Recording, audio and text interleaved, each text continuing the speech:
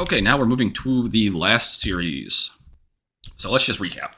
So we saw the human predicament as this idea of this sort of confusion about self and other. We saw that the first stage allows us to understand inherent ambivalence in every person, sort of severing idealization. In the second stage, we saw this iterative process of working with the world, suffering, and the gradual embodiment of ambivalence. And finally, we're going to consider the possibility of some contemplation of a transcendental object, which is sort of removed from this cycle of suffering. So I beheld a sheep upon a stone altar which had been sacrificed. So we see the sheep again as this sort of principle of docility, vulnerability, and dependence. And the sheep is being sacrificed. So something needs to be given up, something needs to change, and something more needs to be sacrificed. A group of Indians threw the sheep into the air and smeared their faces with its blood. They tore out the entrails and hung them about their necks. The entrails changed into great red jewels, and I appeared dressed in white. So this time, where we saw previously the intellect regarded the ram or the sheep as an energy to be assimilated, to be taken, to be extracted. The idea here is something different, where the intellect is looking deeper into dependency, vulnerability, docility, to find some treasure hidden within it, rather than taking something from it. These are represented by the great red jewels.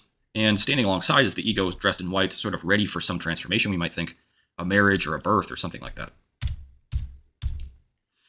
Then they fled from me, and I was left alone. Then appeared an Indian who came towards me. Why have they fled? I asked him, and he answered, You have violated the blood. Then many animals appeared and stood behind the Indian. So the intellect sort of encounters the ego now, and the ego says, What has happened? Why did this sort of process stop? And the response the ego gets is, like, you can't be here for this. You can't be self-conscious of this process of digging into vulnerability. If you're conscious of vulnerability, you're not truly vulnerable. And so this is what I think this is saying. A great swirl of blood encompassed me. I lay back in the swirl, which carried me upwards in spirals. I passed the white face of God. I saw the sun, and I saw a pool of gold. So now we might think that there's been this lowering of consciousness, the idea that the ego is not going to try to understand vulnerability, but it's going to be vulnerable. And in that becoming vulnerable, there's this descent into the blood, sort of lowering of consciousness into the body and into this sort of place where we're not really trying to understand things as they happen. And so sort of counterintuitively, in this lowering of consciousness, we're not really pulled down, but this blood sort of lifts the ego upwards, carries the ego upwards towards the face of God or the personification of conscience and other symbols of the highest good, so the sun and gold. The swirl of a flaming red fire surrounded the forest. My robe changed to green and my feet sank into the soft earth. I lifted my hands and leaves grew from them. Then I knew I'd become a tree and lifted my face to the sun. So the blood then turns into this fire, representing, we might think, the passions. And the ego itself is standing now on the ground, apart from the passions, and is this sort of turned into this tree. And so the ego is sort of separated from the passions, it's grounded, and also has this ability to grow slowly in a sturdy way. Jung calls it vegetative growth. And so the ego is sort of grounded, has become grounded. I beheld a laughing goat which led me down many steps into a black cavern. There I saw 2 large snakes and a small black snake with green eyes. So from this grounded state, the ego is able to identify this goat, this principle of interest. And so it follows this goat down into a cavern or down into the unconscious. And there the ego encounters these opposites, the white snake and the black snake. So the black snake coiled around my left leg. I sought to tear it off, but I could not. Then the 2 white snakes approached me and put their heads close to my face. They said, We are night and day, we are good and evil. So the black snake is sort of the dark aspect of the opposite. It's sort of hiddenness, the shadow quality of ourselves, which is sort of stuck to the ego's leg.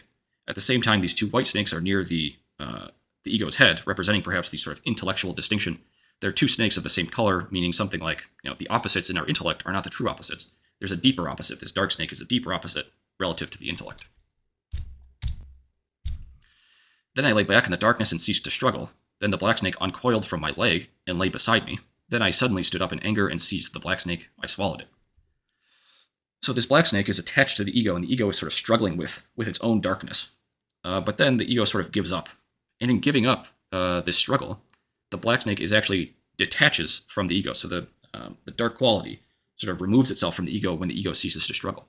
But the ego, sort of sensing maybe an opportunity here and needing to do something about this darkness, seizes the snake and incorporates it into itself. And so it's become now, it's maybe something like a possession, but the ego has this dark aspect now within it.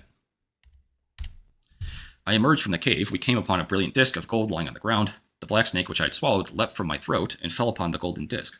Instantly it was transformed into a handful of ashes. So the ego has descended into the unconscious and found this dark aspect of itself. And then when it returns to the conscious world, into conscious life, it encounters this principle of goodness, this sort of teleological principle, we might think, this sort of goal or gold. And sort of spontaneously, the ego having incorporated this black snake and returning to the conscious life with it, this act occasions the sort of spontaneous resolution of the darkness in itself. So bringing the darkness into consciousness occasions its sort of resolution. Seeing this, the white snake coiled up beside the disc, and the goat also stood there. I walked on alone until I came to a black wall. Upon the wall, I saw a star and an eye. Okay, so the ego now sort of leaves everyone behind and is on its own journey through this, having been sort of purified in this sense. And walking out into the darkness, it finally encounters this eye. The eye is this sort of spiritual principle. It's an inner witness. It's the encounter of the ego with this sort of inner or second self, this spiritual presence or spiritual witness. I stood before the black wall. This is the last one. I said to the eye, how shall I surmount the wall? The eye turned inward on itself. I also turned my eye inward, and within myself I saw a growing tree. Then I looked outward again at the wall, and I beheld a tree growing near it. I walked over to the tree. It gathered me up in its branches and lifted me over the wall. Okay, so having sort of experienced this inner witness or this spiritual presence, the idea seems to be that one cannot hang on to this experience of the inner witness. The witness sort of instructs to turn inward, to turn even away from it, to look inside, to not look at this spiritual principle, but to find something within oneself as a result of having had this encounter. And so I'll talk more about that next. Okay. So this stage ended with this sort of encounter and contemplation of the transcendental spiritual witness or spiritual presence, which, if you'd like, there's quite a bit of religious history that talks about this, and I've put some of the references on the left if you would like. I think just for present purposes, I'd like to just comment briefly on Jung, vis-a-vis paganism and Christianity. Jung in the Vision Seminars sort of reacts against the mystery religions and their understanding of the encounter with the spiritual presence as one in which there's a certain inflation and need to identify with the second self, what's called the second self. In contrast, Jung suggests there's a certain giving up, a need to turn away from the second self in order to sort of continue to grow spiritually. And so he correlates this then with the Christian idea of divine punishment of God himself, so the sacrifice on the cross. And so the idea, I think, is that within the Vision Seminars, at least, Jung is trying to draw a distinction between himself and the mystery religions, and he's even reacting against Nietzsche, who he thinks is sort of pagan in this regard. Interestingly, of course, the Nietzsche seminars came after the Vision Seminars. But what I want to suggest is there's a certain paradox here where an identification with the spiritual principle leads to a certain grandiosity, whereas a rejection or a sort of turning away allows a deeper revelation of this self into the world.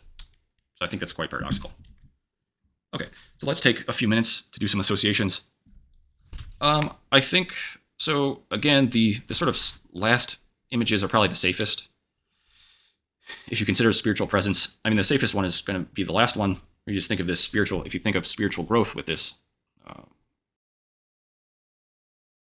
spiritual growth in general. I think in the middle, it's going to be a little more challenging. I think some of the beginning symbols, especially just the lamb itself on the altar, is sort of safe. I guess the probably most dangerous ones are, I mean, you might even consider the one in the middle. I think the standing as a tree is the vegetative growth would be safe. Okay. All right. We'll be back in a few minutes. Thank you.